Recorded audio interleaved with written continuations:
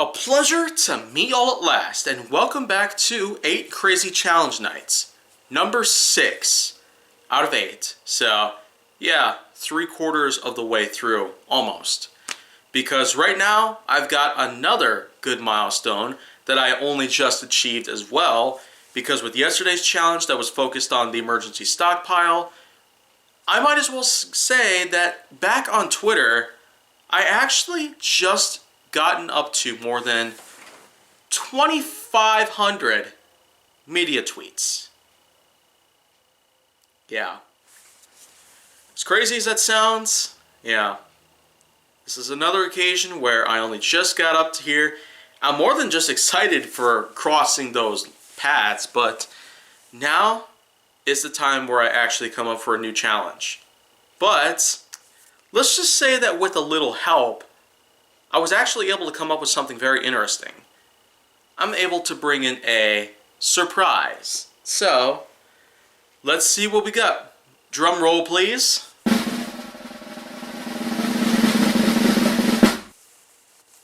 That's right. This is in fact one of the oldest cameras that I still have with me. This is the JVC Everio, especially if you're very familiar with the fact that I used to use this a lot for any of my YouTube videos between 2011 and 2015. So, that's a pretty good start. But the thing is, the most important thing that I only just found out about is that it's been exactly 10 years since we bought this camera. I didn't exactly pay for it all the way, but the thing is, it's been exactly 10 years now. April 2011 was when we picked this thing up. So, yeah, you know what? The timing is absolutely perfect. This JVC Everio is still in great shape, with having only like a few marks on the bottom thanks to the tripods that we used to have with us all the time. To be fair, my Sony Handycam, which is what I'm currently using right now, and not the Panasonic Lumix because, well, it's not quite worked out. But the truth is, this camera did very well for the time period that I've had it. And even to this day, I really gotta say, it still does a pretty good job at giving us a nice look at all this stuff. And of course the thing is, just like with the other one that I got, it has a rotating arm, and its battery's dead right now. Didn't really feel like charging it.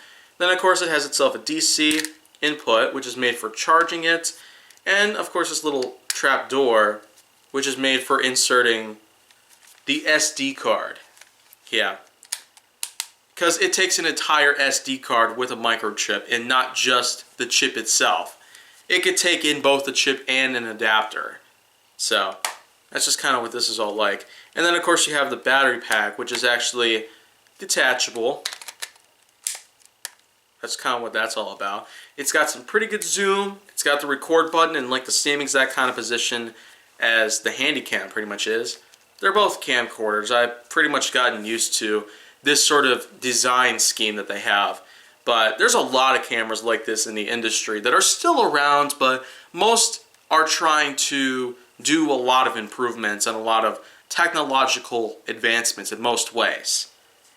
But for something that's now 10 years old, I mean, this is just incredible when you think about it. For something that has AVC HD on it, Wi-Fi connectivity, full high definition, as well as face recognition, a stabilizer, super low lux, 40 times optical zoom, and much more.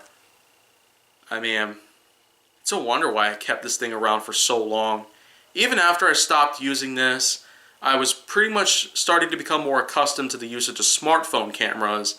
And then of course I got back into real camcorders when I first bought the Sony Handycam back in 2018. So it's been nearly 3 years since I bought this.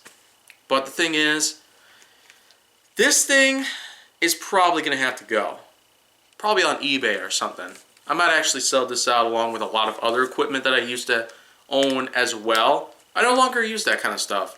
I mainly just have the combination of my Sony Handycam, my new Manfrotto tripod, as well as, well, maybe a couple SD card adapters with microchips with varying capacity. That's pretty much all I'll need for some time. But don't worry, I'm actually going to be having probably another camera soon, maybe one that's brand new, and maybe something that has way better graphically advanced capabilities and the like. So that's just kind of what that's all about. But for right now, I can at least agree that for the time period that I've had this and the time that I've used this, this thing sure is, and probably will be, one of the best cameras that I might have had in the business. And while it ain't the first, it sure was a pretty good deal that I managed to get at the time. I may not have paid for this, but man, when my channel was around in 2011, 2014, 2015 and all that good stuff, even during the blackout period, I still kept making a lot of good content with this exact model. So, well, that's just that for right now. But I will say that I still have some more stuff left to do here. So, be sure to see a lot of new things come around every now and then. And if you want to see more, go down to my channel. Make sure that you like, subscribe, comment, follow me on social media, and stay on the Hollywood side.